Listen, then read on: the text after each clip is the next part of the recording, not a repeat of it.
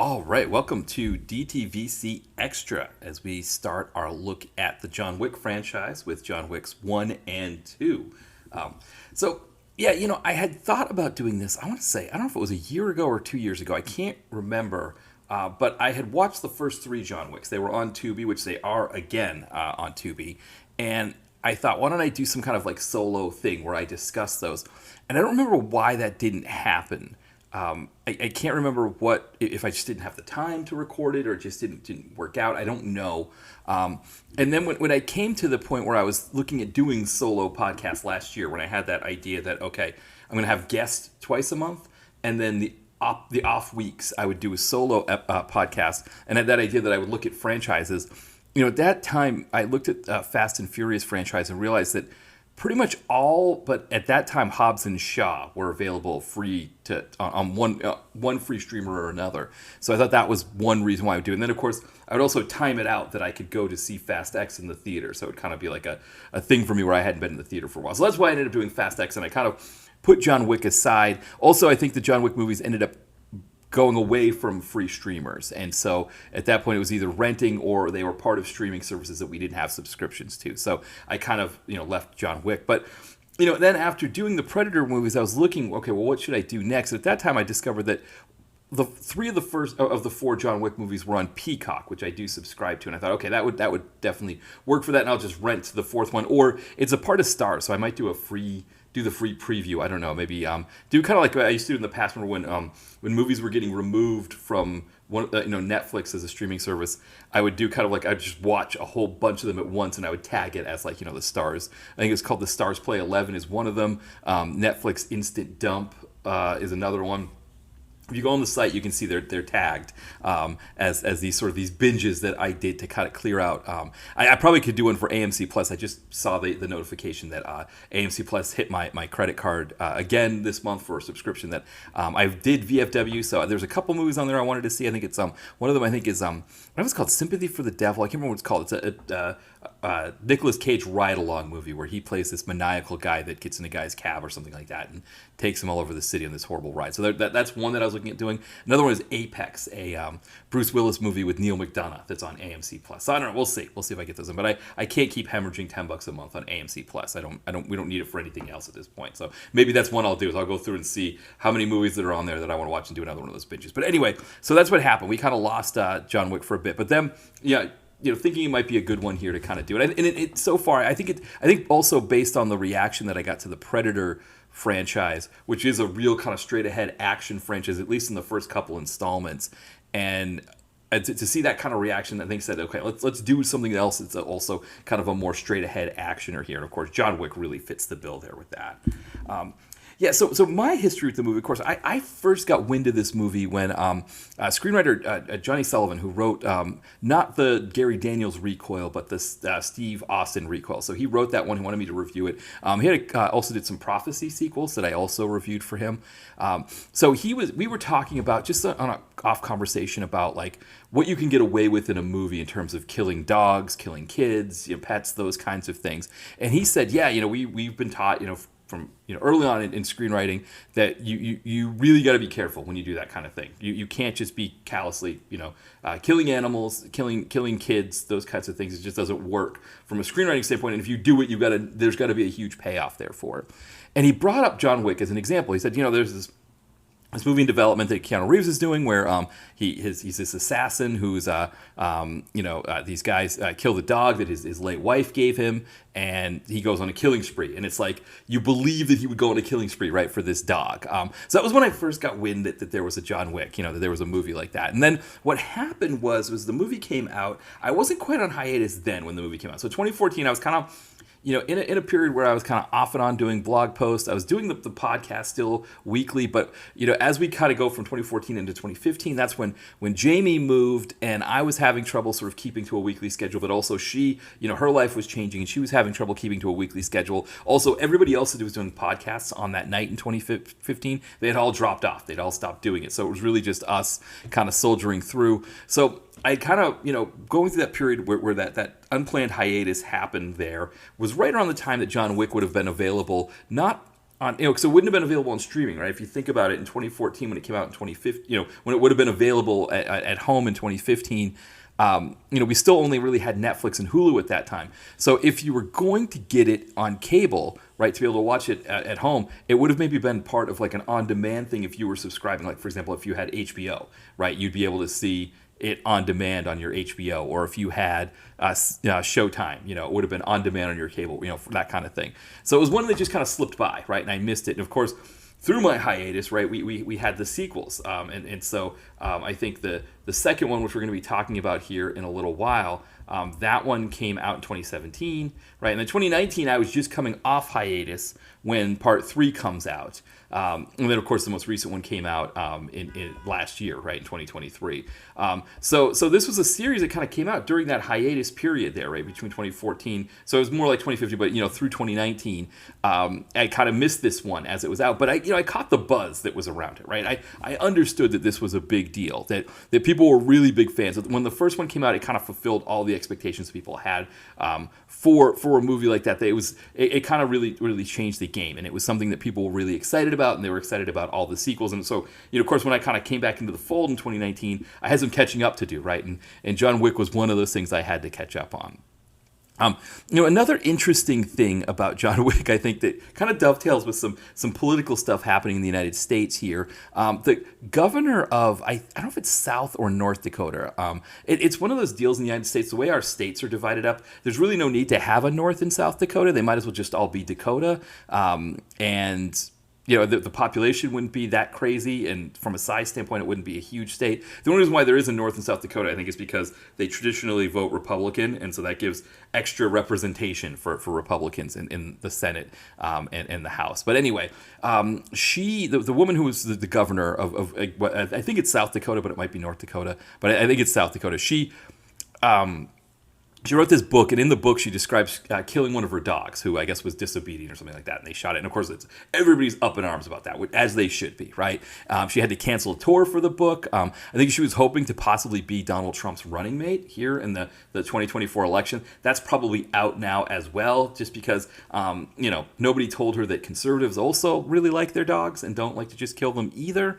And it's an interesting thing because John Wick is based off this idea that a guy's dog is killed by these criminals or whatever, these Russian criminals. That his dog is killed, and he goes on like a killing spree. He kills over 70 people to get revenge, right, on the person that killed this dog. And it's believable, right? It's believable to the point that for all of us watching it, it all makes sense. It's amazing that nobody would have told this woman in her inner circle, like, hey, I don't know if you want to keep the dog part in there. Maybe you did do, even if you did do that, maybe you want to leave that part out because people really like their dogs. People love their dogs. Dogs are parts of families, I think when I was growing up, I remember my dad hunts, right? My dad was a hunter. And I think that was the idea, right? This dog was supposed to be a hunting dog and just didn't obey as a hunting dog. So she was just like, well, I guess we got to kill it, right? But anyway, I remember when I was growing up, we had our dog, Lady. She was, I think, a Springer Spaniel. And my dad would hunt. At that time, our area that we lived in wasn't built up enough that you could hunt in the backyard, which, again, kind of goes back to this fact that I always feel like I didn't grow up in the middle of nowhere in Maine. And when I tell a story like that we had enough woods in our backyard that you could go hunting and not kill, not like, if you fired your weapon, a bullet wouldn't just go into another house or something like that it was vast enough that you could actually hunt for deer out back. But anyway, so my dad would go out hunting, and the dog, we have to keep Lady in the house, and she would just bark uncontrollably. Like she would just, bark at the window. She wanted to go out and see what my dad was up to. She wanted to join him out there. And of course he was like, no, I can't have a barking dog. She would just scare all the deer away.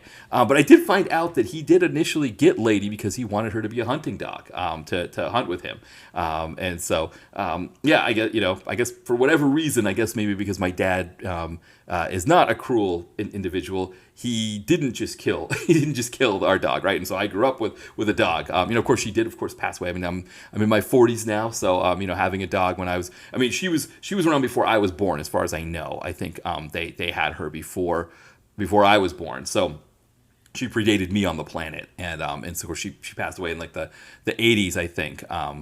But anyway, but that's the point. Is that it kind of hearing that story kind of just dovetail with that. But there was an idea, right? There is an idea, I think, from some people that a dog is sort of like some kind of utilitarian function that, like, the dog serves a purpose, and if it doesn't no longer serves a purpose, right, you don't need the dog anymore. And of course, we don't really think of dogs that way. Dogs are companions. They're part of our lives. And one of the things about John Wick, right, that again, the people that were helping this woman write her book and doing the publicity about it should have known, and maybe if they just looked into the movie, John Wick, a little bit, they would have understood just how much people care about their dogs. The actor, so to just, obviously we know the story of John Wick, right? The idea is that John Wick, he's retired from being an assassin. His love of his life, played by Bridget Moynihan, she dies of cancer. And then after she's dead, after the funeral, he gets a delivery. It's this little like beagle puppy named Daisy that she says, I want you to have this dog to help you grieve, right? I know you're going to be grieving for me. Well, this dog will help you feel better, right? And then, while he's pumping gas in New Jersey, which, as far as I know, it's illegal to pump gas in New Jersey. So his character, Keanu Reeves, he's from New York, but he's living in New Jersey, in North Jersey, in a really nice house. But as far as I know, you can't pump your own gas in New Jersey. You need somebody else to do it. So it's like one of those little quirks that you catch as somebody who lives in the area. Just like Shazam, when the kid turns into Shazam and him and his friend go to buy beer in Philadelphia. You can't just go to a convenience store and buy beer in Philadelphia. It's not legal. You got to go to like these special beer distributor places to get your beer. But anyway, so he's illegally pumping his own gas in New Jersey, and these Russian mobster guys. One of them was played by Alfie Allen, who, as far as I could tell, is kind of a low rent Harry Styles, which I guess is like that's the kind of heel you want, right? I mean, if Harry Styles would be enough of a heel, so like a low rent Harry Styles would really be a heel for this kind of thing. He says he wants Keanu Reeves' car. Keanu Reeves says no. It's a 69 Super Sport, I think. And of course, when he goes to his house, he decides to go to his house and steal it. And when he does, he beats up Keanu Reeves at John Wick and he kills the dog. And one of the things I read is that the character who's part of Alfie Allen, the character's name is Yosef Tarasov. Part of Tarasov's gang, the one who actually kills the dog, when he had to shoot those scenes, it really, really affected him mentally. He would have to pick the dog up and coddle the dog after the scenes, and he really hated even shooting that kind of thing. So again, it gets to the point of like what dogs mean to us in our society, how important they are, that they are family members, that we think of them as sentient beings. Granted, a lot of us eat pork, and pigs are just as sentient as dogs, but beyond that point, right, it's a very difficult thing to be someone who kills a dog. But it really kind of anchors this movie and kind of gets this movie into a place where when John Wick goes to get his revenge, right, he wants his car back and he wants revenge on the person who killed his dog. When he goes for it, you're completely all in, and you want to see him fulfill this mission and really get it done. And it works exactly the way that Johnny Sullivan, when he brought it up to me, in the early 2010s, I guess it would have been, a couple of years before this came out, or maybe a year or so, I don't know. I can't remember exactly when it was that we had that conversation via email. But it kind of delivers right on that. You get exactly what you want from a movie about a guy who's going out for revenge after his dog has been killed. The dog that was the last gift, of course, from his deceased wife. I was trying to think where I would even put this movie in terms of like top action movies of the 2010s, right? I mean, I think my favorite action movie of the 2010s is Fast Five, right? That one for me is the number one. That one just it's always good when I watch it. It's always fun. I absolutely love at the end before we get to kind of the big action finale, right? Where Toretto's trying to get the gang to kind of join him in this big heist that they're about to pull, and nobody's really all that interested. They're kind of all defeated, everything, and then The Rock kind of steps up and says, "Yeah, I'll ride with you, Toretto." And it just the whole movie just encompasses that kind of awesome, right? So for me, I think that's the number one. I think my number two is Captain America: Winter Soldier, and most of the time when I look at comic book movies, I usually kind of put them in like a sort of like a separate category as like kind of an adventure movie more than an action movie. But I feel like Winter Soldier does encompass a lot of action elements and feels like just more of a straight ahead actioner for a comic book movie. The other two that I would put in that same category as comic book movies are the Deadpool movies. And I couldn't think of which of those two I thought would be, I would want more, sort of in maybe a top 5 or top 10 or whatever for action movies of the 2010s. I kind of like 2 better because I like Cable, and I like that he's in there, but part 1 has some really great scenes too. So they both really work on that level. Of course, the Expendables, right? The first 2 Expendables movies, those have got to be in any kind of list that I would have. And again, which of those 2 would I choose there? One of the things I think 2 is slightly better than 1, but it's hard to say. I mean, I think I was talking to Scott Murphy, All 90s Action all the time. I think when he was on the podcast episode that's going to be coming out next month, when we talk about Seagal's Pistol Whipped, he was talking about like how kind of just sort of out there and just maybe needlessly dark, right, was the waterboarding sequence in the first Expendables. And so maybe that's the tipper, right, is that maybe there's no waterboarding in the second Expendable. So maybe that one might be above that one, for there. But I think those 2 have got to go in any kind of list for me as well. Avengement, I think, from a lower budget standpoint, from a direct-to-video standpoint, but I think Avengement kind of tail end of the decade, I think, right, 2019 it comes out. That one's got to be in there somewhere, just because that one's just such a fantastic actioner. But then, yeah, John Wick is in there, right? I think this first John Wick movie is in there. I don't know if 3 is too high, right? I don't know if I go like, Fast 5, Fast 5, Winter Soldier, and then John Wick. I don't know if I would put Expendables 2 above it, maybe. I don't know. Yeah, but it's definitely there, right? I think it's definitely there. And the interesting thing, too, is when I look at that list, right? When I look at all those movies that I just mentioned, and another one I would throw in there would be Furious 7, I think is what you call, right? The 7th Fast and Furious movie with Jason Statham. That's another one that I would put in my top, action movies for the 2010s. But, there's a certain commonality that shows up when you look at all of those movies. And there's 3 names that kind of come up throughout. I think outside of the first Deadpool and Avengement, right, all of the other movies have either Spiro Rosados as it involved in some way, whether he's the second unit director, stunt coordinator, or something like that. Spiro Rosados, Chad Stahelski, who I think I'm pronouncing it right, Chad Stahelski, who directed John Wick, but also works. He was a stunt coordinator or did stunt work on the Expendables movies. So he's kind of there in all of these as well. And then Darren Prescott, right? Another name. He's stunt coordinator so in these John Wick movies, he's the stunt coordinator, whereas Chad Stahelski is the director. But they work together. He's also stunt coordinator for Deadpool 2. All 3 of those names have one movie. Well, they have a few movies in common, but one in particular, right? And that is the Gary Daniels Recoil. They all work together. So Spiro Rosados was the action director for Recoil, but then Stahelski worked on that, and Prescott worked on that as well. So it's amazing that you can still kind of, in the 2010s, that you can go back to PM Entertainment in the 90s and bring these 3 names who account for, in my mind, all but maybe 2 of the greatest action movies of the 2010s, right? In some cases, again, multiple, 2 or more of them work together on some of these movies. But these 3 names, right? That Spiro Rosados, Chad Stahelski, and Darren Prescott, that all worked together on Recoil for PM Entertainment. And they worked on some other PM flicks as well. But definitely Recoil, I think, is the one that you would hold in. That's my favorite PM flick anyway, the Gary Daniels Recoil. It is just amazing. And if you want to go back and see, Rich Haas from DTV Digest, he was on our 150th episode. We talked about Rage and Recoil there. And I don't remember if we brought up Prescott. We definitely brought up Rosados and Chad Stahelski. But I may have missed on Prescott because I don't know if I knew that he was involved as well in Recoil. But it is an amazing thing, right? That movie, that PM Entertainment time, just from a small independent studio that it was pumping out DTV action hits, that so much of what we look at as action now has been shaped by that. That was sort of the incubation, or the incubator, right, for these really great action minds that have shaped everything. And John Wick just fits right in there with that, with Stahelski and Darren Prescott with their work on that. there's so much about Wick that works, right?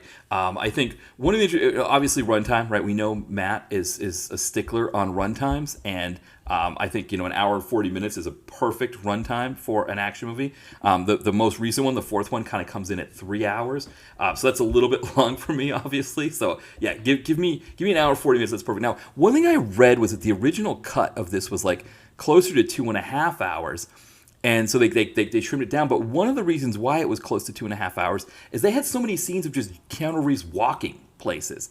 And it's one of the vibes of this movie. And I don't know if you had given me an extra 40 minutes of just scenes of Keanu Reeves walking from destination to destination, if I actually might have preferred that to losing it. Like I'd be curious to kind of see what the original cut looks like. It'd be interesting if there was I don't know if it was a Stahelski cut. Of course, it's interesting because there's the way that the movie works out, right? The way that the credits work out is that Stahelski is credited as the director, right? And then the producer is David Leitch. And I guess the idea is that you can't you can't have more than one director credited. I guess this is a sort of a Directors Guild Association rule, which I didn't know because I was with the Coens were always co-directors, right? Or the Wachowskis were co-directors. But anyway, Stahelski and Leitch both directed the film together, but Stahelski took the director credit, Leitch took a producer credit. Yeah, I guess they said like you have to get exceptions granted, and I guess even though they directed and produced as a team, they didn't get that exception there. I guess when I think of exceptions, other than again the Coen brothers or the Wachowskis, when I think of exceptions, I think of like Albert Pyun, right, directing a movie and then getting fired because he didn't get along with whoever it was, the producers, distributors or whatever, and he was giving them a movie they didn't want. So then they bring in like Jim Wynorski, right, or somebody like that to like finish the movie. So you get like Pyun and Wynorski co-credited or something like that. I guess those are the exceptions, right? And so this didn't qualify for that. This didn't get this wasn't a Pyun exception or whatever. But anyway. You had the two of them, right, as directors here, who are. I mean, I just think I'd like to see what their cut is to see what that extra 40 minutes looks like, and if it's just Keanu Reeves walking around, I kind of am intrigued by the idea of that. I like the idea of that happening. The other thing, of course, is the writer was Derek Kolstad. We've seen him on the site before. Speaking of Jesse V. Johnson, right? He wrote The Package, Jesse V. Johnson movie. That character, the main character of that, Steve Austin, going back to Steve Austin, right? We're talking about the other Recoil. He played a character named Tommy Wick. So I think that last name Wick is a family name for Derek Kolstad, because I think he said his grandfather's name was John Wick as well. So that's where that came from. But even then, the movie itself, it has a kind of a streamlined, a tight action feel that was something that I really liked. I mean, the way I kind of looked at it was the first John Wick feels almost like an independent film that's like high action, right? Elevated action, maybe. Is that an expression you can use? I don't know. It brings in a lot of the John Woo gun fu elements, but also has a very strong like Western quotient to it, which I really like as well. And I think that's where the scenes of Keanu Reeves walking, I think would really could add into that, kind of some High Plains Drifter kind of deal there or something. But we get a lot of that there. That's really good from a cast standpoint. The sort of the supporting cast all works really well. I think Willem Dafoe doesn't have as much in the movie, but he's really good there. I liked John Leguizamo in his very small part. I guess he did all of his scenes in like one 15-hour day. I guess that's kind of how it worked. It's that I mean, again, if the movie's shot in excuse me, if the movie's shot in New York. Names like Leguizamo might kind of be hanging around there that they can do stuff if you need them. Dean Winters, who in America does these insurance commercials where he plays like the bad things that can happen to you in life. He's in this as sort of like the second to Michael Nyquist's Vigo, right? The sort of the main crime boss. And then another name that I really liked is we had Adrian Palicki, who was from the Shield, the Marvel Shield TV show where she played Mockingbird. She was we've seen her before on the site when she did the SWAT movie that had Michael Jai White in it. She wasn't in that as much, but she's really good here. And I guess the character was originally written for a male character or a male. And she came in and played the part, and I think she brings a lot to the part that I thought worked really well. And then we got Daniel Bernhardt, right, who kind of, in a way, reuniting him with Keanu Reeves because he was in the second Matrix movie. But he's in as sort of like the number one guy for Michael Nyquist's Vigo character, and he has some really great scenes with Keanu Reeves. Then a couple other names, Ian McShane from the show Lovejoy, which I love Lovejoy growing up. So when I was a kid in like so I shouldn't say growing up, it was in the 90s when A&E first became a channel here in America. I think in the afternoons they would have Lovejoy and the Rockford Files. So you get the two back to back like that. So that was how I get to see Ian McShane. Somebody in the trivia wrote, and they wrote this. I think people took it seriously. I don't think it's serious, but they said that he thought he was doing a Lovejoy movie adaptation and spent the first 4 days on set thinking that until somebody corrected him. It's one of those ones, like remember with the Fast and Furious ones where I was saying like the original idea was to have Mark Paul Gosselaar, Mario Lopez, and Dustin Diamond in the roles. And there's like, that it's fake, right? You know that it's a joke, but because it's like, IMDb trivia, there's like that 1 or 2% chance that maybe it's true, and you want to just hang on to that 1 or 2% chance. And I kind of hang on to that 1 or 2% chance that Ian McShane was on set thinking he was shooting a Lovejoy adaptation and discovered that no, I'm in John Wick. But anyway, he's really good there. Lance Reddick as the hotel manager also was really great. So I really enjoyed him as well. So yeah, so we got a really good cast here, but nobody in that cast is like really like big budget mainstream. Bridget Moynihan from time to time you might see her in something like that. Willem Dafoe, right? He was just recently in what, Poor Things? So that I think I'm getting the name right. Which one I've been meaning to see. So recently when I had Freddie Young from Full Moon Reviews on when we talked about Frankenhooker, he was saying how actually Poor Things and Frankenhooker dovetail quite a bit. So I'm kind of curious to see it now. But anyway, so that was something that Willem Dafoe was in. But for the most part, he also kind of straddles the independent line. So a lot of the actors in the movie, there's a vibe in that there's like no really big names, big marquee names that could move this outside of an independent realm. So it has like an independent feel to it that I really enjoyed. And it kind of allowed the action also to be something that was more practical, less over-the-top CGI kind of stuff. That kind of work. I'd read that they wanted more of that. Like, so for example, cars, they crash, but they don't explode. Which, I mean, I love a good explosion, but yeah, you don't get that kind of thing. They wanted the world to be like a comic book kind of world, right? Where you get these assassins kind of playing around, and there's sort of this underground assassin world that's kind of just a layer below the main world that we know. But yet they didn't want the... and I mean, it's ultra violent, right? I mean, Wick is just murdering people left and right. But I guess they didn't want it to be so over the top with the explosions and things like that, so that they didn't go with those kinds of things. So I mean, and I mean, it works so well on that level. It's a kind of action that we don't generally see much anymore. And as we're going to talk about this series as it goes on, we sort of leave this kind of action behind and move into a more mainstream kind of action. But this is an action that, yeah, it's a kind of movie that, like, at an hour and 40 minutes, I think if you trim 20 minutes off of it and maybe trim some of the shootouts and make them a little bit different. I mean, this easily could have been a Zero Tolerance or a Sweeper, or a Recoil, right? It has that feel to it.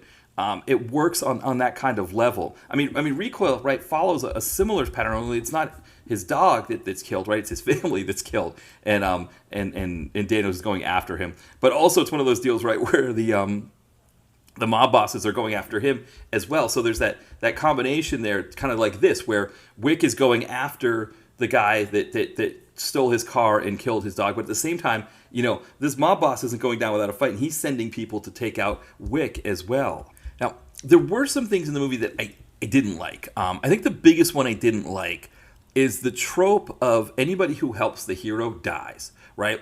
And in this case, it happens more than once, right? So usually you see it like one time, right? But this is twice that it happens. We first get it when Reeves is attacked by Adrian Palicki in the hotel, the Continental, right? So we find out that the Continental is sort of this sacred space where criminals can sort of hang out and do their thing, and it's sort of like it essentially meets the same purpose as Holy Ground does amongst the immortals, right, in the Highlander series.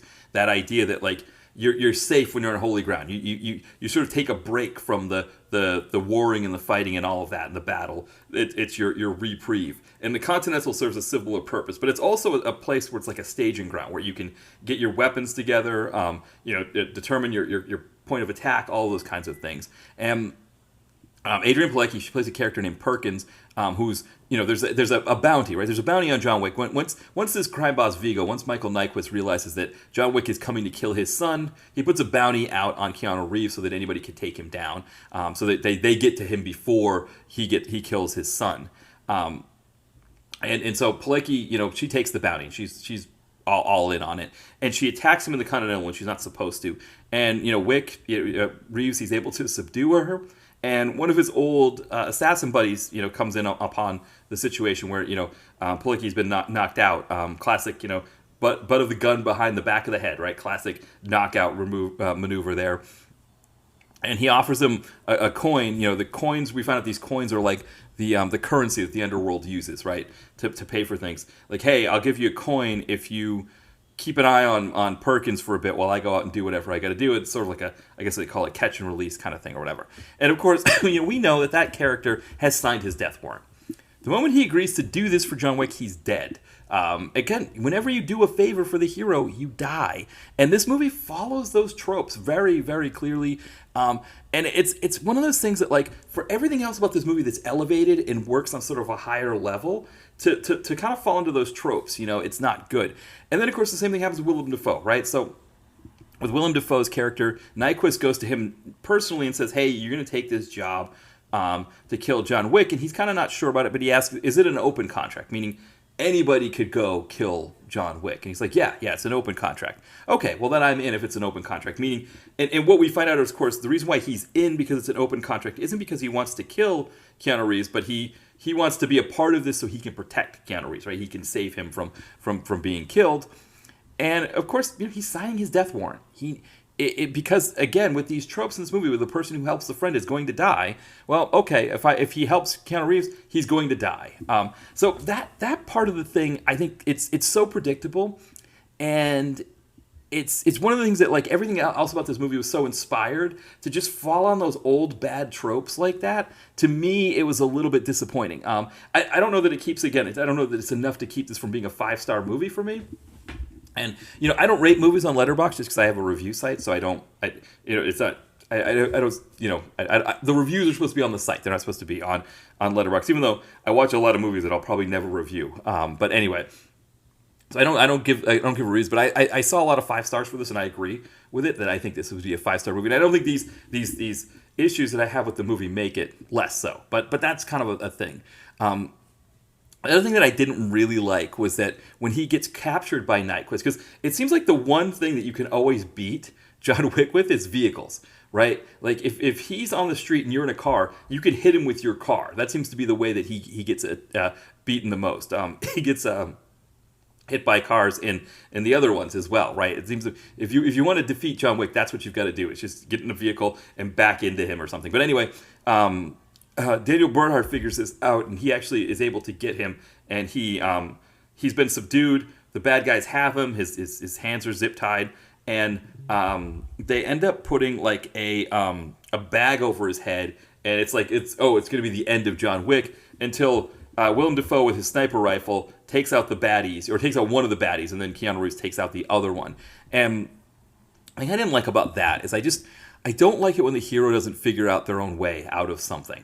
I get it in the sense that, like, we kind of find out as we go throughout this series that John Wick has developed a lot of goodwill amongst a lot of people throughout this underworld ecosystem. Probably the biggest one, right, is Ian McShane, right? Ian McShane's Winston character, who runs the Continental. He is a really big fan of John Wick and wants to help him. John Leguizamo's character, Aurelio, who runs the chop shop, that finds out that these guys have stolen John Wick's car. He really wants to help him. So, and we get into the other movies, it's the same thing, right? There are people that in John Wick's past that he's been good to, that he's able to sort of curry these favors with, that they help him out. So I guess there's that idea that, right, like that maybe he isn't able to find his way out of this situation, but because he's been so good to so many people that they are willing to help him, and that's, I guess, in a way, part of it. But I don't know. I like it when my heroes figured their way out of things, even if it was just himself. Like, Adrian Palicki, just as an example, right? She's got her hands cuffed behind her when she's being held by Keanu Reeves' buddy, and she dislocates her thumb to get out of the handcuffs. Well, that's her getting out of the situation herself, right? I would have liked to have seen something like that, where Keanu Reeves, where John Wick gets out of the situation himself. So that was another small issue, smaller issue that I had with the movie. But beyond that, I mean, John Wick, we find out that Keanu Reeves was doing like training for like 8 hours a day to make this character work. And he really brings it. I mean, the way he's holding his gun, the way we get the gun fu in these scenes is just so fantastic. The way he goes from like location to location, and he, gets somebody in sort of like a judo hold, and then, shoots a couple people somewhere else, and then shoots the guy who he's holding down by the wrist lock or something like that. Like, all of that stuff is just so well done and so well shot. And it is, again, it is perfectly in line with that sort of that legacy, right, of what Spiro Rosato's created in with PM Entertainment, that he sort of built on and grown. This movie is right in that realm with that. Stahelski and Darren Prescott, you can tell that they learned from Spiro Rosato's, and that they are furthering that legacy of what great work Rosatos has given us over the years, and is still giving us, right? I mean, he's still making great stuff. He did Fast 10 that came out recently. He did some of the Marvel movies, like Winter Soldier, right, with Spiro Rosatos. So for a movie that would be in that realm and work in that realm, I think it fully lives up to that legacy. It's fully what you would want from some guys that were working on, that worked in PM Entertainment, that kind of came up through the ranks, did all the kind of big stuff. I mean, Stahelski met Keanu Reeves when he was working as his stunt double in the Matrix movies, right? So they've paid their dues, and they've come through the system and given us a lot of the best action that we have enjoyed, over the past, I don't know, I mean, going back since, Rosatos, I guess, would be like, what, mid-'80s, right, when he started. But the work that you get from like the late 80s with him into the 90s, we're talking about like, what, 30 years now of just really, really fantastic stuff. And this falls right in line with that. And so it's everything that we wanted with this movie. It's everything that when I talked to Johnny Sullivan all those, whatever, it was like not quite 15 years ago now, and he mentioned that this movie was coming, and I said it sounded like a really great idea. It sounded really exciting. It all really works there. And I think the other thing, I think, too, with Keanu Reeves, as we kind of wrap this part up, because we're already closing in on over almost 40 minutes at this point. So I've rambled quite a bit about this one. But as we're kind of wrapping up on this one, Keanu Reeves gets what this character's about. He plays it in a way that just really, really works on a lot of levels. I mean, he's understated, but yet everybody knows of him as the boogeyman, and he plays that sort of understated character who is the boogeyman. He's, of course, the commitment to doing the action scenes and doing the stunts, that's all there, and that's all really fantastic. But also, he brings an acting level to this, too, that I think really works. And I know, he had some personal... some things that happened in his personal life that he was able to kind of pull from when he was making this. He had a partner who they'd had a baby together. The baby was stillborn, and then she died in a car accident. And he was kind of pulling from that loss when he was doing the scenes with the dog, and where he's crying and things like that. Those are things we don't generally get from an action lead, right? The action lead's not supposed to be crying over the death of family members. Maybe they cry for a minute, but then really the whole point is they're going out there and doing the revenge kind of stuff. What's interesting, right, is that this crying scene doesn't lead to revenge, right? He's crying over the fact that he's lost his partner, and the dog is, she's given him the dog as a way to sort of help him grieve, right? Because she knows how much he's grieving right now. She doesn't know, right? She's passed away, but she anticipates how much he'll be grieving. And the dog is supposed to help. And so that's what he's crying about, right? He's not crying about like his wife, like, being killed by some baddies, and he's like, the tears turn to tears of rage, right? And he goes down into his basement, starts loading up all his weapons and, getting everything together to go in and kill the baddies who've killed his loved one. That's not what this kind of grieving is. And again, it's something we don't generally see from an action lead. Action leads aren't supposed to have humanity, right? The humanity is usually in the lesser, weaker characters that surround them, right? The girlfriend is supposed to be the humanity, right? She's supposed to represent that. He can't have that. And so the fact that, one, they let him have that was, I thought, a really inspired choice. But two, the fact that he hit it out of the park and did so well with it, I thought was really good too. So, you get kind of a combination of things here. You get a really great action lead, which, again, this also goes back to PM. When you think about, like, C. Thomas Howell in Sweeper, right? We wouldn't have thought C. Thomas Howell would make a really great action lead, but he does a really great job of it. And so, Stahelski's coming back from that, which I don't think he worked on Sweeper. Obviously, that was Spiro Rosado's. That was definitely his. But I don't think Stahelski or Darren Prescott worked on Sweeper with Spiro Rosado's. But anyway, there is something to that you can get an actor who, in this case, it's not the movie isn't shot in a way to mitigate the fact that he's not an action star, right? It's not like, okay, well, we've got to cut these scenes together so we don't have Keanu Reeves actually fighting people. No, Keanu Reeves learned how to fight. He learned how to hold weapons properly. He learned how to do all of this stuff so that he could do these scenes. And there's something about that really, really helps here. That we were so used to the Bourne Identity movies and the Taken movies where you're just editing it so you don't see that Matt Damon or Liam Neeson or whoever can't do these scenes, right? This is Keanu Reeves doing them, and that makes all the difference, I think, in what we're seeing here on the screen. That we have someone who is so committed to it that we can get these big, longer shots, that we can get these longer takes, that he's able to give us these longer takes. It makes for a better movie overall. So everything about this movie works except for those plot issues or those tropes that I wasn't a fan of.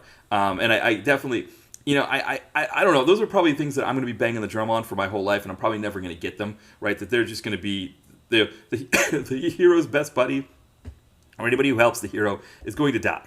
That's just how it's going to always be, and I just got to learn to live with it, I guess. And if I am, at least, I think in the past with me and the way I used to review movies in the past, I think that would be enough for me to damn a movie like this. Whereas now maybe it's a sign of growth for me, that I'm older, that I can be like, no, everything else about this movie is amazing, and I love everything else about this movie, and so I'll just kind of deal with those issues there. But I do wonder, like, would we be sitting here saying, I can't imagine anybody would be sitting here saying, like, what, this would have been a 5-star movie, but they let Willem Dafoe live. Like, why did they do that? Like that? No, I just, I don't get why Willem Dafoe survived. I'm going to give this 4 stars because Willem Dafoe was murdered. His character survived. I think that's, like, if they'd killed him off, I'd give it 5 stars. But since they let him live, like, I don't see people doing that. Like, nobody's like, oh man, they're letting these characters live. That like, I don't see anybody who's saying that. Like, man, I'm glad they killed that character off. That's like a good guy, because if they hadn't, I probably would have given this movie a lesser grade. So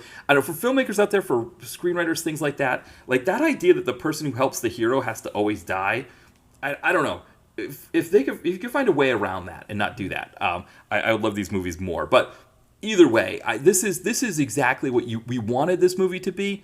It is that fantastic. I think I'm always, in these previous iterations here, I'm always talking about gross and money and things like that. I mean, this movie has a $20 million budget. It makes 4 times its gross world. It does more than 4 times that budget worldwide. It almost makes $90 million gross worldwide. And it also establishes a new action franchise out of nothing, essentially, right? And it's something that I think all of the studios were looking for. I think the one thing that you would say, right? The one thing that you would say about this is that it establishes it establishes a new, I guess, action franchise, but it's not a franchise in the sense of like the what we would think about as the Fast and Furious movies, right? When you think of those as a franchise, right? Like, those are giving us billion-dollar numbers, right? This isn't quite doing that, right? This is not something that's going to be giving you billion-dollar numbers. And so maybe there's there's something to that as we talk about these as they go on, because pretty much all of these movies do the same thing. They all make about 3 to 4 times their budget back. So they're all profitable. They're all successful. But this was the first one that let us know that this was possible still. That in 2014, in an age when everything was based around franchises, like 2014 is when we really start to see that, right? That if a movie's not tied to a franchise, if it's not a sequel or part of a bigger collection of movies, it didn't, it wasn't greenlit and it didn't do as well in the box office. And John Wick shows that no, there's still possible. There's still a place for that. And of course, we have this past year, right, where it's almost like a sort of an anti-sequel year, right? Where Barbie and Oppenheimer are the two biggest movies, and of course, and also Super Mario Brothers. The top three movies weren't sequels and didn't have a sequel out yet. I mean, I think that's going to change, right? Eventually, we're going to get a Barbie sequel. We're going to get a Super Mario Brothers sequel. Don't know if we'll get an Oppenheimer sequel, but that would be pretty funny, right? If we had that, but John Wick kind of shows in 2014 that that's a possibility, but it kind of was like a one-off, right? It was a one-off kind of thing, and of course, it spawns sequels, right? It has sequels, and those sequels, as we're going to talk about, all do well as well. So, yeah, I guess this is a good place for us to end this. So why don't we stop here? We'll take a break, and then when we come back, I'm going to talk about John Wick Part 2. It's the early 90s in L.A. The war on drugs is raging, and Detective John Bainbridge is the LAPD's secret weapon against crime. Former Special Forces in Nam, he's a cop on the edge. When he and his partner Geary uncover a potential human trafficking ring, it doesn't take long before John Bainbridge realizes this thing goes all the way to the top, which doesn't scare him. That just means they'll fall that much harder when he takes them down. Part send-up and part love letter to early 90s action films, Bainbridge will take you back to the golden days of Canon, PM Entertainment, and AIP. You can get it in paperback or on Kindle and Kindle Unlimited from Amazon. Follow the link in the podcast description. My newest novel, Don's House in the Mountains, is available now. It follows Don Veazey, who after 20 years has finally made it as a writer, going from an AP English teacher to richer and more famous than he ever could have imagined. In the process, his wife Lois, feeling alienated and resentful of her husband's success, has filed for divorce, forcing Don to move to a house in the White Mountains of New Hampshire. With time alone to reflect, he's able to see how his new wealth and fame has affected his life in ways he never expected. Maybe the biggest of these is his new house, which is bigger and nicer than anything he's ever had in his entire life, but the longer he lives there, the more he gets the sense that it might have magical powers. But that can't be right. A house can't have magical powers, can it? Pick up Don's House in the Mountains today. You can find it at Amazon in paperback and in Kindle. All right, we are back, and we are going to start looking here at John Wick 2. Actually, it's John Wick Chapter 2, because again, we live in an age where sequels cannot just be called numbers, right? I guess this one's not so bad because it's a chapter. It's Chapter 2. But still, it can't just be John Wick 2, right? Just like it can't be Captain America 2, right? It's got to be Captain America Winter Soldier, right? Or any of these ones, right? You can't use the number when you're doing sequels. So again, John Wick Chapter 2 is what we have here. So anyway, but yeah, this one comes out 3 years after the first one. I think it was a given that there was going to be a sequel, considering how good the first one was. I think they had originally planned on a trilogy anyway, so it probably was just a matter of whether or not that trilogy would be 3 theatrical movies, right, or one theatrical movie and 2 maybe straight to video or something like that. I think that might have been, or whether you even get the 2 movies, right, or if you're even able to make them, right. So many times, right, movies plan to have sequels that just never happen, right. I mean, probably the best example, right, the best example from around this time, right. So John Wick Chapter 1, or the first John Wick, comes out in 2014. As we've talked about here on the podcast, right, in 2015 we got the Fantastic Four movie, right, that was a complete flop. They had plenty of plans for sequels for that Fantastic Four movie, and obviously they canceled those right away. It's an interesting thing, right? That's when you think of like sort of how these movies are compared to a movie like that, where Sorry, I'm coughing a little bit. I think we had really bad allergens, like really bad pollen here last week, and I found out when I moved here to Philadelphia, I think it's elm that I'm allergic to elm pollen, because we don't really have elms as much where I live in Maine. But since I've been down here, it can be really bad. And so I still kind of have a cough from that. So I'm trying my best not to cough into the microphone, but sometimes as I'm speaking, sometimes it just sort of happens. But anyway, so I apologize in advance if you catch any coughing, or if there's any coughing that happens while I'm chatting here. But anyway, but yeah, I mean, I think it's the idea, right, that you can make a movie like the first John Wick for $20 million, and it can make almost $90 million, or you can make Fantastic Four for 120 million and it makes 160, right? But I think the idea, right, is that a John Wick maybe has a cap, right? And as we watch these movies and we kind of go forward with these movies, we'll kind of see maybe if there is a cap, right? If there is a ceiling to what these movies can make, that right, that like, you know, and I would have thought, I think people would have thought that Fast and Furious would have had a cap as well, and turns out it didn't, right? That it got over, you know, it crossed the $1 billion threshold a couple times. So it is definitely, you know, there. You never know what these ceilings are. But I will say, you know, I think when this one comes out, when the second one comes out, right, it has a you know, it's kind of like how sequels are, right? When we think of sequels, right, there's that sense that you've got to make the sequel bigger, right? That the sequel has to be bigger than the first one, and that can kind of go one way, or you know, that can go different ways, right? That you can, I don't want to say like, you know, you can think of like Godfather 2, right, as a sequel that went bigger than the first one, but did it in a way that made it so there's that question of like, which one do you like better, right? You know, we think in the DTV world, right, we think of American Ninja 2, right, versus American Ninja.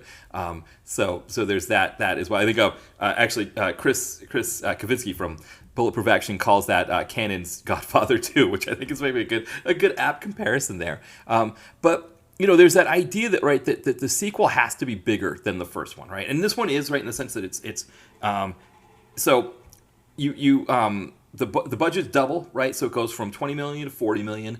They add 20 minutes of screen time to it. One of the things that I'd said when I did the Roadhouse episode with Will from Exploding Helicopter, I was saying how the inclusion of Post Malone, I kind of conflated the inclusion of Post Malone with the inclusion of Common in this, and I think the two are slightly different. I think that the inclusion of one and the other, they don't quite cover the same piece. Like the Post Malone inclusion in the new Roadhouse, for me, that's one, yes, it's a way of mainstreaming that movie, right? Making it more of a mainstream thing. But I think you've already done that, right? When you've got Jake Gyllenhaal in the lead. So that's there. But I think the other thing too is it's telling people of my age cohort that this movie really isn't for you. You're probably not going to get this movie on the same level that like someone who was born in the mid-90s is going to get the movie. I think that's just the message that they're kind of saying, because I'm not a Post Malone fan. I don't know Post Malone. I know him from, you know, Jägermeister commercials that air during hockey games. That's what I know Post Malone as.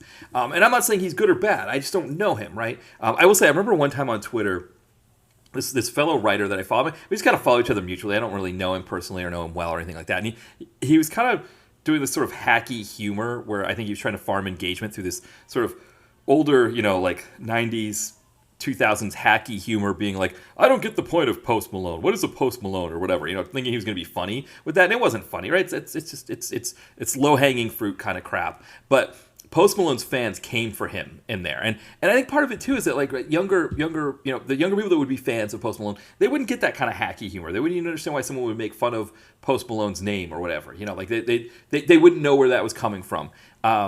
Or the fact that, you know, he's got all face tattoos and stuff like that. Like those are things that like it wouldn't make any sense. Why would you make fun of that kind of thing? Why would that be something to make fun of? And to be honest, this guy was doing it in sort of a hacky kind of way too, that it would be like, why would you even make hacky humor that way? But anyway, he got crushed by those people. So I'm not coming for Post Malone. I'm just saying like his inclusion in a movie like that is a sign that this movie is not necessarily meant for me. Common's inclusion in this, I think I conflated the two when I was talking about them with Will from Exploding Helicopter, but I think there's something different there, where I think Common's inclusion in this, it is another step in sort of the mainstream direction, right? It's not a full-on mainstreaming of the movie, but you know when you see Common, right, that you're seeing, you know, I'm trying to think of some of the mainstream franchises and movies that he's a part of, right? I mean, there's quite a few, and like I think what was it, Date Night that he did, you know, like those kinds of movies, right? That he's in bigger budget comedies, bigger budget, you know, sort of adventure kind of movies. That's what you know. I think he was in Ocean's 8, you know, that kind of stuff. Now I remember Common, of course, from the late 90s, early 2000s, right, when he was sort of more of an indie rapper, right, where he had like he had that song The Light that sampled Bobby Caldwell's Open Your Eyes. You know, in the video, right, his character is dating Erykah Badu. It's not a hip hop that at that time, right, hip hop was mostly, you know, gangsta stuff, right? Or you know, I've got more money than you, I've got, you know, a better house than you, I get more chicks than you, all that kind of stuff. And he wasn't doing that, right? He had sort of his knit skull cap, and he was doing a kind of a more elevated hip hop at that time. And he kind of, you know, he move that into an acting career that I think has gotten him it's a very solid, established mainstream acting career. I mean, you see him doing T-Mobile commercials. I think I don't know, is it T-Mobile or one of the major companies? But he's doing commercials the same as like Zoe Saldana. So that's like kind of the level that you expect. I mean, he's not Zoe Saldana level, but that's the kind of mainstream that you expect with Common. And so the inclusion of Common in a movie like this is saying like, okay, yeah, we're going into a more mainstream level. We're going to take this to a more mainstream place, and we're going to see if this sells, and on that tier, right? If it kind of makes that kind of money. Ruby Rose is another name that's in this, former MTV VJ, right? Again, you're going more mainstream when you add her. I don't know if I would say the same thing about Lawrence Fishburne. I think he can kind of straddle the worlds the same way that Willem Dafoe straddles the worlds between independent and more mainstream. I think Fishburne's kind of in that category. David Patrick Kelly's kind of, we think of him more as a low, he was in the previous movie as well, but, kind of in that frame. And then, someone like a Franco Nero, right, that is definitely, you are living in the sort of the independent world, right?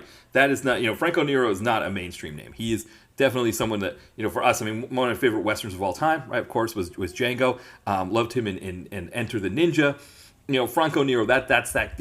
He's the person that's in this movie for us, right? As old school action fans, they're giving us Franco Nero to say, yes, we're including Common in this because we're trying to bring this thing to another level, make it more mainstream. But here's Franco Nero, just to let you know that we haven't forgotten you, which I thought was a really good touch there. I think so. We get into 3, and I haven't seen 4 yet. I think those touches aren't there as much, so there isn't that sense of like, yeah, we haven't forgotten you quite to the same level. Now, the other thing I discovered was that Common actually pushed to be in this movie. So he saw the first one, really liked it, and wanted to have his part in it. So it might not have been as much of a conscious decision of making this more mainstream, but definitely when I saw him in the movie, it felt like, okay, this is no longer like sort of independent, elevated action. It is definitely something that is meant to sort of appeal to a more mainstream audience, right? That people who watch Matt Damon movies, they recognize Common from Matt Damon movies. Say, okay, I want more, that kind of thing. So him in here definitely moves this thing to sort of a different level. We get, excuse me, we get sort of more.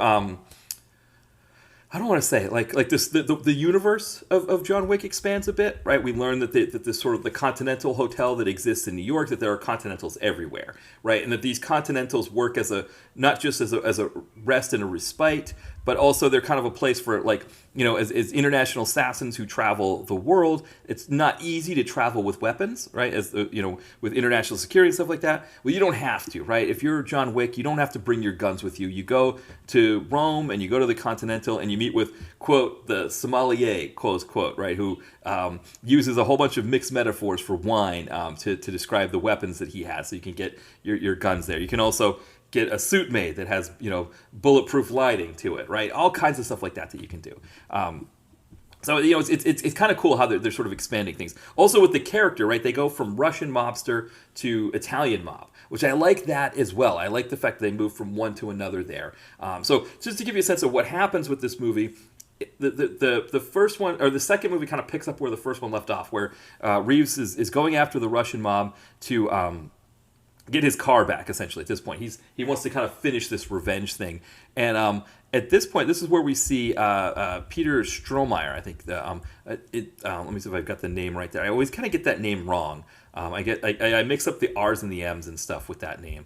So let me make sure I have it correct here. I probably should have just been on that page. Peter Stormare, right? So I did get it wrong. I got it completely wrong. So Peter Stormare, who plays a lot of Russians. He's actually of Swedish descent. Swedes seem to do really great playing Russians. If you notice that they play a really good Russian. But Peter Stormare, he's another one of those names that keeps this thing in sort of a more indie level. When you see him, it's almost like when you see him in this, you're like, why wasn't he in the previous one, right? Like he belonged in the first movie even more than he does here. But he is there as sort of this the kind of like the brother to Nyquist, I believe that was the character that he was, and he's just sitting there like waiting for John Wick to come kill him essentially. And John Wick says, "No, let's have peace. Let's have a truce here." And Stormar's like, "Okay, yeah, I'll go with that." But then of course we get the Italian mob, that they show up, and we find out that this the character Santino D'Antonio, played by Riccardo Scaramaccio, he or Scarmaccio, he part of how John Wick in the first movie, right? How he gets out of being an assassin is he performs these impossible tasks for Nyquist. And we don't know what those tasks are. We don't know what happens there, but we find out in this movie that part of how John Wick is able to do these tasks is he does what they call signing a marker, where he essentially makes a blood oath that he will perform some, he will do a task for D'Antonio whenever D'Antonio asks. And, well, D'Antonio decided, yeah, I want you to kill my sister, who is about to join this thing called the High Table. So another expanding of the universe, that we find out that there's this thing called the High Table, where sort of all of the different criminal organizations in the world, they kind of come together and sort of each have a stake in how things go. And so, yeah, he goes and does this commits this assassination. Common is there. Common is working for the sister. So he sort of has a thing where he wants to, kill. But actually, I forget, initially John Wick is like, no, I'm not doing this for you. Like, I'm not doing what you ask. And D'Antonio blows up his house, right? So John Wick and the dog that he picked up in the end of the previous movie is kind of this, it's a bull terrier kind of mix.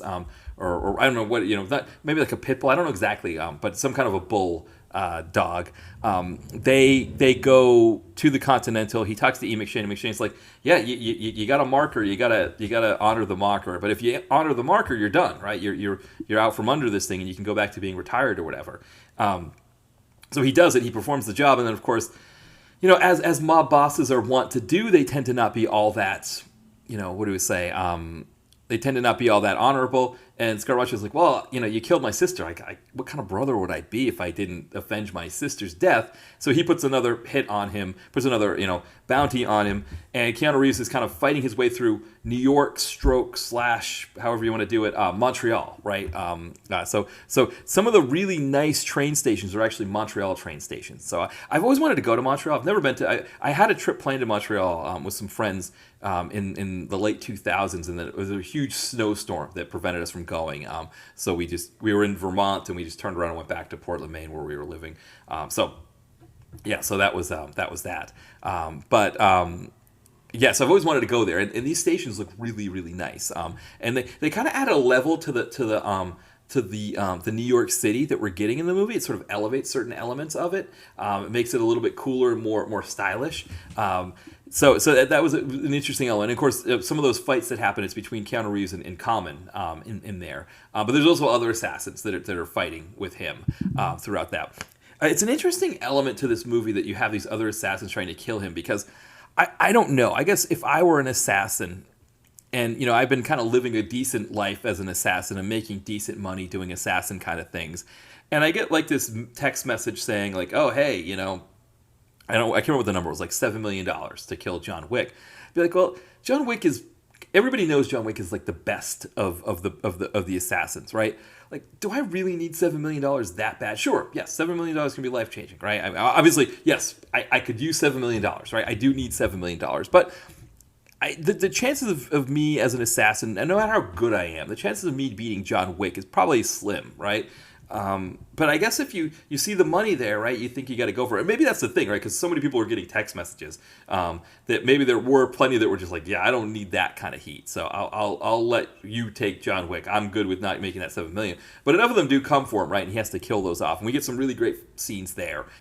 So I think I've probably been rambling a bit here, so maybe I should just get to the point, kind of where I'm at with this movie. When I went on Letterboxd to log this one, I noticed that a lot of people that had given the previous one 5 were giving this one 3. And I think that's a good comparison. I think this is still a really great action movie. It's not like, for example, like we're talking about with The Expendables, where there's a bit of a question of whether the first one or the second one is the better one. I think Deadpool's another one you can make that decision. Is the first Deadpool better?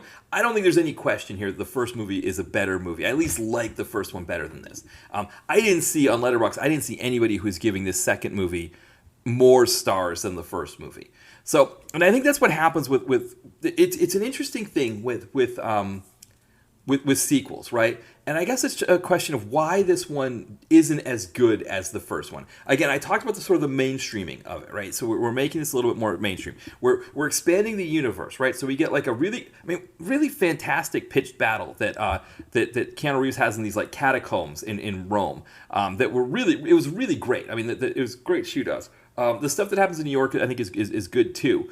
I don't know if maybe there's too much of a rinse and repeat. That we watch the first movie, we get the second one. What's different between the two? We're just swapping out Russian gangsters with Italian gangsters, and we're just changing locations a bit to Rome. I guess there's part of that there. Again, like you've got the idea that you've got the first one was sort of a unique kind of element, and part of what made it unique was that it had that sort of independent feel that this one feels more mainstream, so we lose a bit of that independence. I guess that's there as well.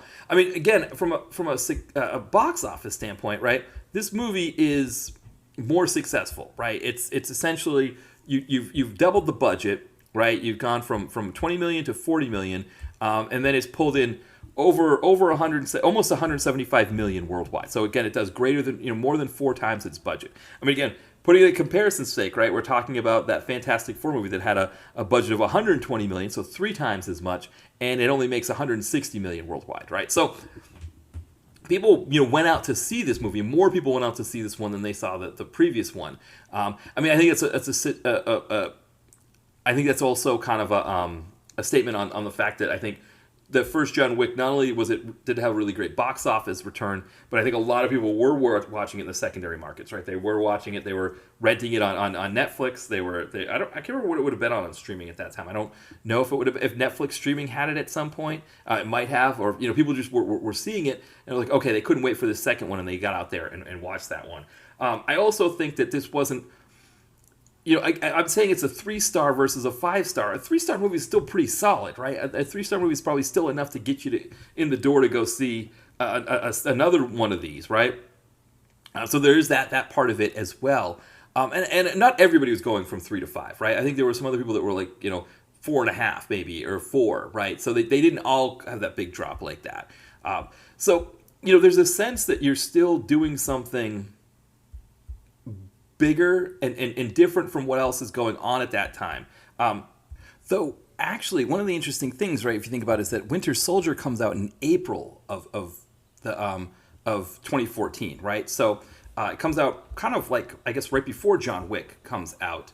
And then in early 2015, we get Furious 7, right? So another one of the kind of the best sort of actioners. Now, of course, Furious 7 is just so over the top and just kind of crazy, but Winter Soldier, yes, it's a big kind of actioner, but it's also a little bit on the darker side. And again, it's more straight-ahead action than it is adventure for a comic book movie.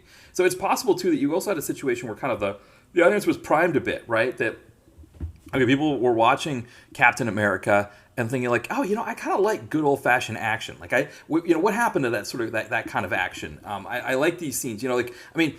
Some of the scenes in Winter Soldier, right? Like you get that scene in the elevator where Captain America realizes that everybody in that elevator wants to kick the crap out of him, and he starts kind of surveying the scene, and we know something amazing is going to happen. We get those pitched battles out on the street, the really great shootouts, things like that. So all really, really great stuff there.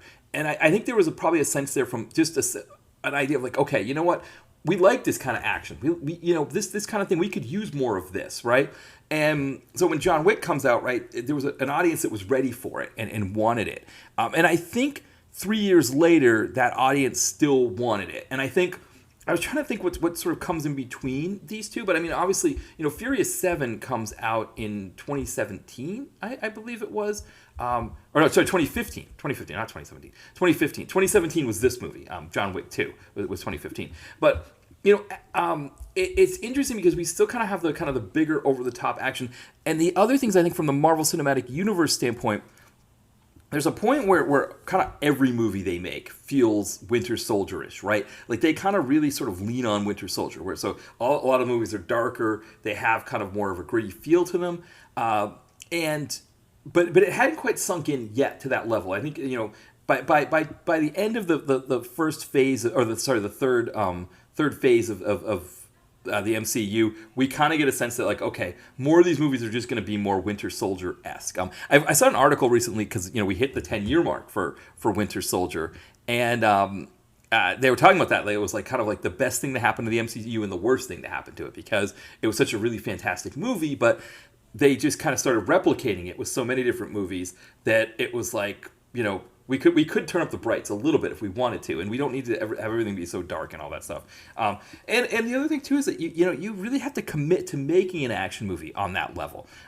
That's the thing I think that with Stahelski here, and David Leitch, is that they're committed still. I think even with John Wick 2 is that yes, the studios start to kind of get in there and start saying like, well, what can we do to make this thing bigger, right?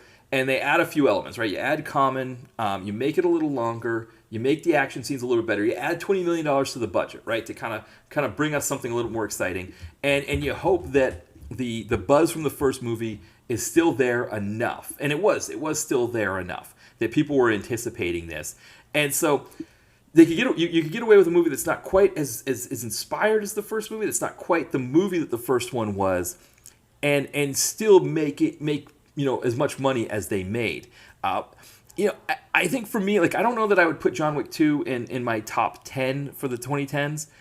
It's close, though. I mean, I think it's still a really, really solid movie. I mean, it's a solid actioner. It's interesting, I was talking about the tropes that I was complaining about in the first movie, and I don't know. I'm trying to think of what of those tropes I would have here that I would complain about. I don't really remember anything that was really so bad. So that part of it, I guess. I think the thing is, I guess the other thing too, right? Because we're expanding the universe and we're making things bigger, there is a little bit of a sense that the story's starting to get a little bit out of control. The way this movie ends, when we get to that point where Wick comes to the Continental, so we've already established in the previous movie that if you go against the laws of the Continental, right, you're going to be met with swift retribution. And so we get a little bit of a taste of it in this movie where, Wick and Common are fighting. Their fight spills into the Continental, and Franco Nero's like, "Hey, cut the shit. You got to go sit at the bar and have a drink. You're not doing this here, right?" And so then this movie ends with Wick confronting D'Antonio. I'm getting the name wrong, so all of a suddenly losing track of the characters' names here.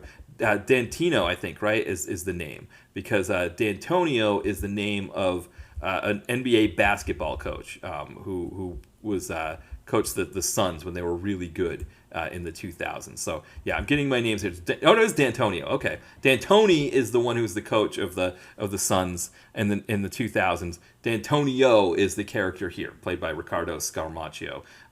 So yeah, okay. So he confronts him at the Continental. D'Antonio is having a nice steak dinner, eating some French fried potatoes, dipping them in duck fat, and being really smug about the whole thing, knowing like, hey, like the immortal, right, who's on holy ground, right, kind of being smug.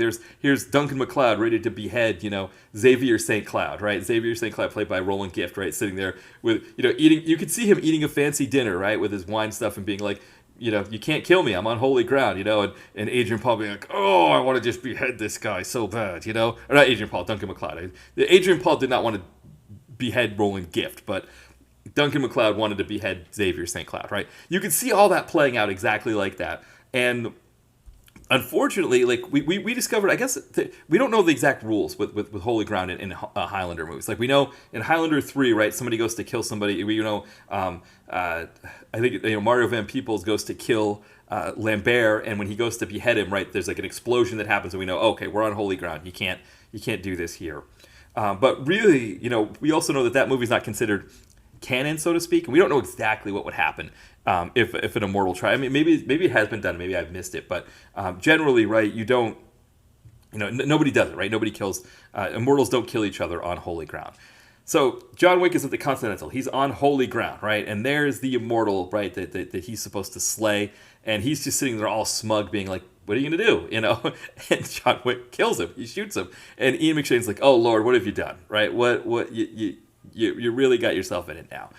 And we find out kind of similar to where, Willem Dafoe's character is helping Keanu Reeves in the previous movie. And to be honest, McShane also helps Reeves in the previous movie, right? He gives him a hand a lot because he really likes John Wick. Unlike in the previous movie where, Perkins, Adrian Palicki, gets killed for trying to kill John Wick on continental grounds. They just the retribution is swift, right? She's kind of in a circle amongst the other assassins, and they just blow her away. That's it. So we think that the same thing's going to happen to Keanu Reeves, but Ian McShane does him a solid and says, you got an hour, right? And if you can get out of Dodge in an hour, you're good to go. And I kind of feel like when this happens, as we get into part 3, the movie starts to take on, the series and the story starts to take on something that's bigger than the original small-scale thing that we had in the first movie. Right? The first movie's small-scale thing worked really well for it. And I think that's maybe why this one doesn't do as, it isn't received as well as the first one, in the sense of like, it's, everybody goes to see it, everybody likes it, but they don't give it the same kind of adulation they give this one. They give the first one. And I think it's because of that the story's starting to get too big. And that's always a concern, right? When the story starts to get too big, what are you going to do, right? Where are you going to go from there? And obviously we know, right? Because part 3 comes out, that one's even bigger. I'm trying to think of part 3. So part 3 is actually not that much longer than this one. It's only 10 minutes longer. So as a movie itself, it's not quite to that degree. And it's got some really great stuff. I'm going to be excited to talk about that one, right? With some of the actors that we have in it. We get Mr. DeCascos shows up. So it's going to be a lot of fun to discuss it. But the story just really gets expansive, right? Now with this story, I mean, we're like going into the Middle East, John Wick's cutting his fingers off and all kinds of stuff like that. So it gets kind of crazy. And then the fourth one, right, where it's 170 minutes long, that's a point where you're like, okay, what are we doing here, right? Do we need to get that far? Do we need to get that big? Does it need to get that huge? And you can already see that starting to happen here. We can see the wave starting to build. But from the studio standpoint, they're saying, like, okay, if we tack on more money, we expect to get more money back. This is like the kind of thing. And so we want to keep pumping money into this so we keep getting more money. And you see the start of that here. It's like, it's kind of interesting. It's almost like probably like, if you're, you work for like some independent company and they get bought out by a bigger company, and you get some perks right away. Like maybe, you get a raise, maybe you get, some benefits of that the smaller company couldn't afford to give you. So you get those kind of things.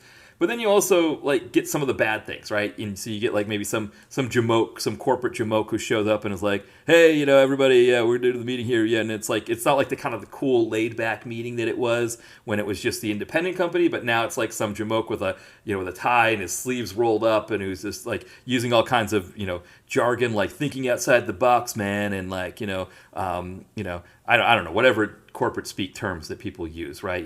Meet me offline, we'll chat about this offline, that kind of stuff.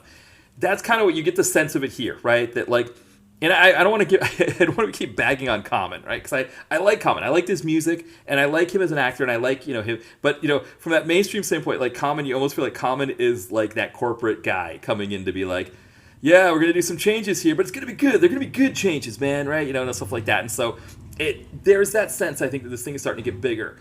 And the other thing I guess I would say when I'm saying this as a good or a bad thing, that this is starting to get bigger, I almost feel like that's more my personal issue, right?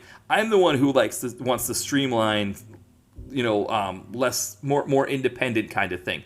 Most people do like the bigger budget deal, right? I mean, the reason why those Marvel movies are so popular, and a lot of people I know have seen all of them. Like I've seen maybe like I guess half of them, but a lot of people I know, and there are people that watch the kind of stuff that I watch, that they watch PM flicks, they watch all that kind of stuff. And so I think part of it is that it's not so much like that I'm above it, because I don't think that's what it is, right? It's just a kind of a personal taste thing. But I think it's a uniquely personal taste thing to me. You can hear the sirens in the background there. You can see, the cops are coming for me. My anti big budget ways, whatever. But I think that's more of a personal thing for me. But it is interesting. I say it's a personal thing for me, but again, when you go on Letterboxd, it does seem to be pretty universal that the first one was like this amazing 5-star deal, and this one doesn't quite, part 2 doesn't quite match that level. And yeah, I think it is. We're starting to get more corporate. We're starting to get a little bit bigger budget there. So anyway, so that's kind of that there. The final thing I wanted to chat about is the dog in this, because I think, again, we talked about the imagery of the dead dog, of the murdered dog in the previous movie and how powerful that was. And I do think that there was a part of the filmmaker's sense that, too, of like, man, did we get away with that? Did that work like we wanted it to work? I think there was a sense of like, was killing the dog off, was that a good idea, right? Was that a good move? And so when he, at the end of the movie, right, he finds himself in a shelter, I guess, or a kennel or something, and he's like healing himself, and he takes the dog with him. He takes the dog that he has with him. And the thing about this dog that he has with him, he doesn't give the dog a name, so the dog doesn't have a name. But the dog is just really just a companion, right? And I think that's what the best part about a dog is that the dog is just a loyal and loving companion, right? And the dog really doesn't do anything that we think of dogs doing in movies, right? So the dog doesn't do anything precocious. The dog doesn't jump around anywhere. It doesn't, the dog doesn't go into the cabinets and get its own food. The dog doesn't help him, right? It's not like, he's almost getting killed. The dog comes and bites, somebody's leg or tears at their pant leg or something like that. The dog doesn't do anything like that.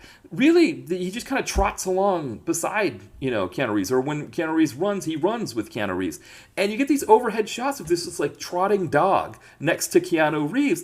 It's fantastic, right? I think there's something about a dog just being a dog in a movie. He eats at times, right?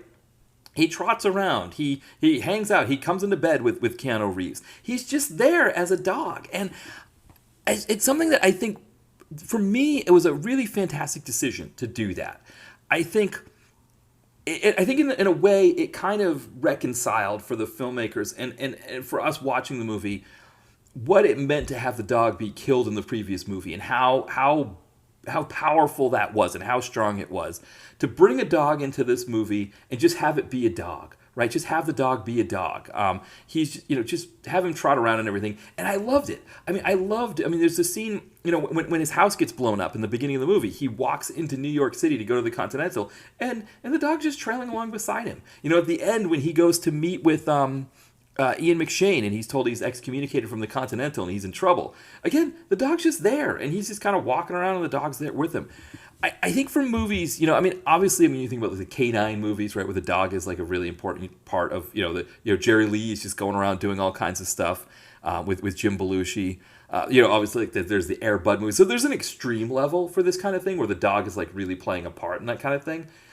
I also kind of feel like with Family Guy, with Brian's character, it's almost like you can't have a dog be more than just a dog anymore because he's, Seth MacFarlane and company have just completely killed that with what they've done with the jokes of all the things that Brian does where he's driving the Prius and he's hanging out and all that kind of stuff. Turning the dog into more than a dog the way they've done it, it's almost like it's hard to like do anything with the dog. It's more than not have it seem silly. So there's that part of it too. It wouldn't have worked well in this movie if, for example, Keanu Reeves is fighting Common and his dog shows up and starts biting Common on the leg, right? It wouldn't have worked. It wouldn't have been good. But I think that this movie also captures the magic of what makes a dog so beautiful. And we had a dog. He passed in 2018. So when we moved to our apartment here, my wife's friend, it was my wife's friend's dog, and he wasn't healthy enough to be able to care for the dog anymore. So we took when we moved into the apartment, we took his dog as well. And so I had we only had him for 2 years. But as a companion, he was, and of course, towards the end, there was a lot of care. We live, our apartment is over top of a business. So essentially, when you walk into our apartment, you walk into the kitchen, and then you've got to go up the stairs to the second floor where everything else is. And so with our dog, when towards the end, like he couldn't make it up and down those stairs, and so I was carrying him. It was a lot of work. But he was such a faithful and loving companion and part of our family. Same with our cats. Our cats are also such faithful and loving parts of our house. And I think the same thing with cats, right? That when you watch a movie and there's just a cat hanging out in the background doing that kind of thing, or whenever you're like on a Zoom call, I don't know how many people listening here do Zoom calls with people, with colleagues that are living at home, and you just got a cat hanging out in the background doing stuff like that, or a dog in the background doing stuff like that. There's something about that that's just really beautiful. And I love that this movie captured that way. That the dog was just trotting along beside him. He doesn't even have it on a leash, right? Which again is not a good thing. I mean, I would, if I saw this dog out in the street and not on a leash, I'd be like, who is this moron with this dog? Put your dog on a leash. This is ridiculous. I don't need to get bit today. But in the movie context, right, I don't need to worry about that, right? It works with him not being on the leash. But it's just, you get these overhead shots of this like little trotty dog, and it's just fantastic. So I think that's one thing that I really loved about this, is that they really understood how powerful the killing of the dog was in the previous movie. They understood what that meant, and to give him another dog companion, because the idea is supposed to be the dog is, again, supposed to help him grieve, and that's part of the process, right, is that he has a companion to help him through this kind of thing. But understanding him as a companion, right, that he's there as a sort of giving Keanu Reeves a new family when he's lost his wife there and doesn't have that family now. I think they played that one so well. And I think it's one of the things I just love when I'm watching this movie, is just seeing these overhead shots of Keanu Reeves, or just seeing him walking along the Brooklyn Bridge, with his dog trotting next to him here. It's just fantastic. So that, for me, that was a huge win for this movie. Going back to the trope of killing Willem Dafoe, yes, you could have definitely not killed the dog in the previous movie and still had this dog be a lot of fun and watch him trotting around and stuff like that. So we didn't necessarily have to kill the dog in the previous movie, but I think at the very least for the filmmakers to understand and know, and I think even when they were making the movie and they were screening things, people were asking, does the dog really have to die? And again, the actor playing the one who actually kills the dog in the movie, it was hard for him, right? It was something that was really difficult for him to manage, and he would have to, find ways to make himself feel better, like by petting the dog and things like that after. So it's a very powerful thing. It's a very strong thing, and I think this movie appreciated how strong it is. I think the filmmakers, they are animal lovers, they are dog lovers for sure, and I think it was just really, really fantastic to see that in here. So so I think that's a good place for us to put a button on this. Is his faithful canine companion, or canine friend. You can't. How do you not like a movie when you got a dog just trotting around like that with the main character? I think it just always works. And I think one of my rules as I'm wrapping up here, right, is I always say kids ruin movies, right? Kids are just not good in movies. Dogs, on the other hand, are the exact opposite, right? Dogs are fantastic in movies. So, more movies, I think, replace the kids with dogs. I think it always works. Cats are great too. I think the problem with cats, right, is cats aren't as obedient, right? Like, would you be able to get a cat to just trot next to,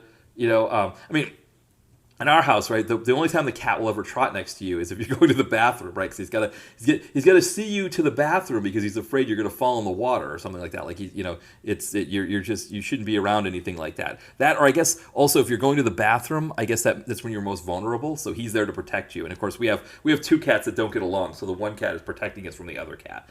So that's the only time a cat really ever follows me. Or if I've got food, right, he'll follow me with the food. But you really can't train a cat the way you can a dog. And so that's probably why it's better to have more dogs in movies than cats, but I'm good with any of them. Just have them in there, If they're big wild animals, I'm better with it being CGI. Just all the CGI lions and tigers you want. We don't need real lions and tigers.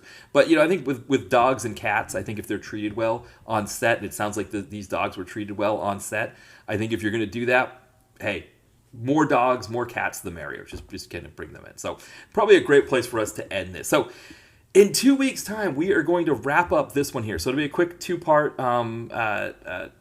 franchise look here at John Wick. I don't know if I'm going to do the Continental. I think we talked about that, whether or not I would do the Continental. Maybe we'll play that one by ear. Maybe we'll do a third episode where I cover the Continental.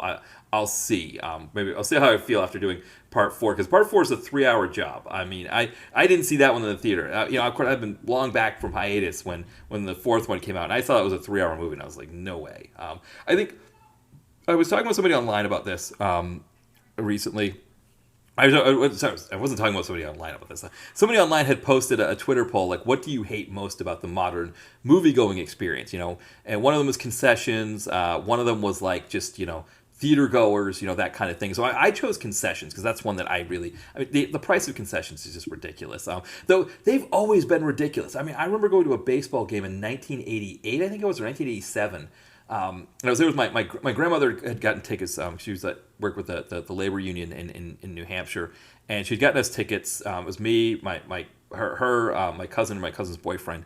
And I remember my cousin was there, like at the concessions, getting hot dogs, and she's like, "Wow, this is expensive. It's getting like movie theater prices, right?" So, of course, now we take for granted that you go to a sporting event, you're paying out the nose for everything. Like sporting events are worse than movie theaters, right? They're even more expensive. But the fact that that was the comparison back then. So movie theaters have always been expensive, but I think it's still kind of a thing where it's like, okay, it's cost me like $12 just to get in the door, and now I'm going to spend another 20 on popcorn and soda. That is, it does feel like a lot. But the thing that the most people were choosing theater goers, and I think the reason why theater goers isn't an issue for me is because I'm always going to like matinees, especially like weekend matinees, and so it's like if I'm going to a movie at 1 in the afternoon on a Saturday, or even like 11 or 12 on a Saturday. Chances are, like the troublemakers, the people who are pains in the asses in movie theaters, they're still sleeping, right? The people that are in the, I don't remember I don't think any of the movies I've been to recently were more than like a quarter full. And generally it's not even that much. Usually it's like a smattering of people kind of throughout the theater. So I have never really since I've been going back to the movie theater since the pandemic, and I think the most full one was when I went and saw Macbeth at the Indie Theater in Philadelphia here, and that was like half full, and that was a smaller screen and smaller theater as well. But I saw Fast X, I saw Expendables 4, Expendables, however you want to say it. Seeing the Marvels, or recently seeing Cinderella's Revenge. Those were all situations where like maybe there was 10 people in the theater at most, right? Not that many people, so I didn't really have to deal with people as much. But I imagine if I was going to like an evening showing of a big movie where there's a ton of people in the theater, yeah, there's probably going to be a lot of assholes there that you got to deal with. And so I fortunately have not had to deal with that, because I'm not going to the theater at that time. I'm going matinees while I'm running errands or something like that. So I would say for people out there who can't handle the movie theater going experience with other people there, do what I do and just go to some Saturday matinees, and you'll be. You'll definitely, especially on a nice day. Find like a really nice day to go to a Saturday matinee when nobody wants to go to the theater, and that's going to be your best bet. Also, go to something that's R-rated. That's another one thing that's going to help you there. Kids generally don't show up for those, but I mean, when I saw the Marvels, there were kids there. There was some large groups with maybe like 2 or 3 parents and then a bunch of kids, and they were all fine. It really wasn't that kind of issue there. So I've been fortunate, I guess, that I haven't had to deal with angry people. But anyway, all to say, my biggest issue with the modern movie-going experience is that movies have gotten longer and there's no intermissions. And, I think one of the best experiences was when my friend Ian and we went and saw Lawrence of Arabia in 2019 in the theater.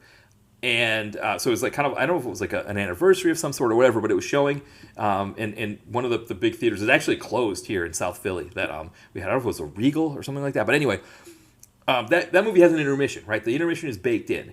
And my friend Ian actually, complete pro move there. He we got the large popcorn soda combo, and the soda had a free refill. So during the intermission, I had about half of my soda left, and he was kind of in the same boat. And he dumped his out and got got the refill. Whereas I was like, no, I think I'm good with my half that I have left. I think I'm going to be okay. Well, no, I wasn't okay. And he was the smart one, because he had plenty of beverage to get him through the rest of the movie. Whereas I was like, hoping the ice would melt so I could get a little bit more to kind of deal with those popcorn kernels at the back of my throat. So if you ever go to a movie in intermission and you got that option for the free refill soda, that's the way you should do it. During the intermission, dump the soda, get a full fresh beverage for the rest of the show. You're going to be all set. But it was a beautiful thing. Having that intermission was a fantastic thing. It's like, I mean, Scorsese's like complaining like nobody wanted to go see, which I guess enough people went to see Killers of the Flower Moon in the theater. But he was complaining that people were complaining about the length and wanting to sit in the theater that long. He's like, people go to the theater, they go to see plays and stuff like that. They all go that long. It's like, yeah, but there's intermissions, right? If you just had an intermission in Killers of the Flower Moon, I would have gone to see it. I would have been all over that movie. Just, get me an hour, whatever. The movie was what 3.5 hours long. So, hour and 45 minutes in, just have a break, and then we all get up and go. Same thing with John Wick. It's not quite 3 hours, but I think anything over 2.5, I think an intermission should be strongly encouraged. I think anything over 3 hours, it should be mandatory. Like, I think the Motion Picture Association of America should not allow movies to be made over 3 hours that are going to be theatrically released without an intermission. That should just be a rule. I think, Scorsese, you got a problem with it, that's your problem. That, if you want to make a movie 3.5 hours long and you want it to be screened in the theaters, you got to have an intermission. Otherwise, that's it. It's just going straight to video. It goes straight to streaming.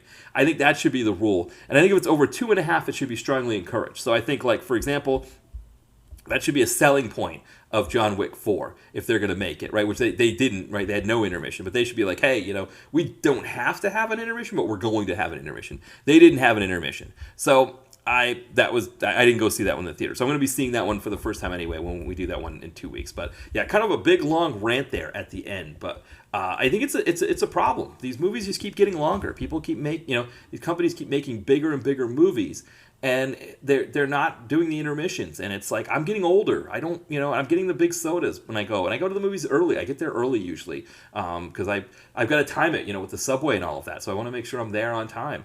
Especially on the weekends here in Philadelphia. They've been doing track work. So it's like the subways are delayed a lot on the weekends. So I want to make sure I'm there on time. If I'm there early, I want to take a seat and have some popcorn and a soda. And it's like, there's no way I'm making it through that whole movie. And it's like, well, why put myself through that if I don't have to? And I can just wait for it to be on streaming. So, yeah.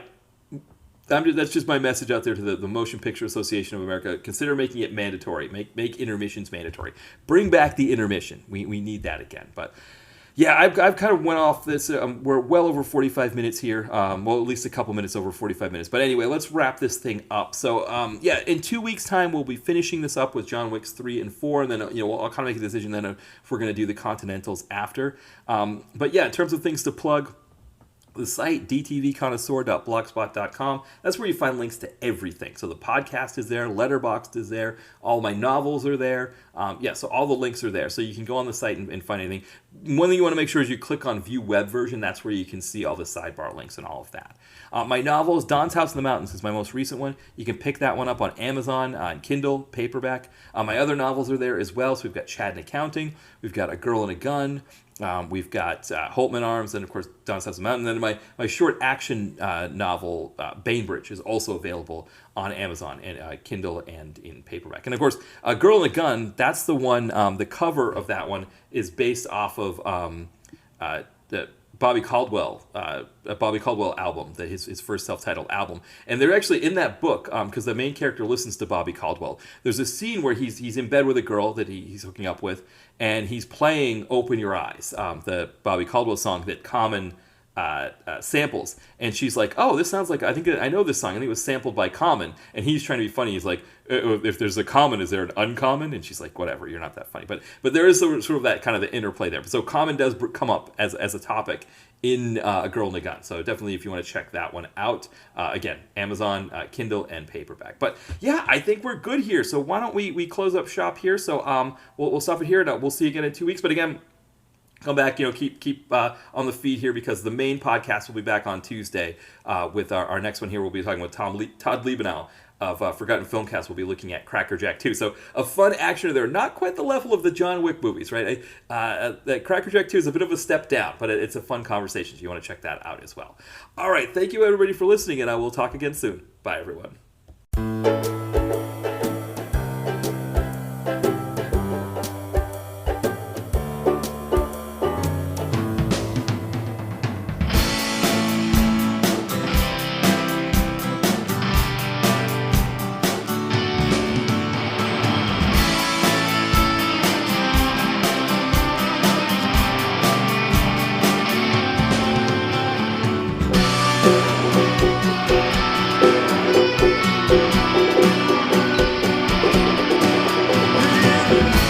Director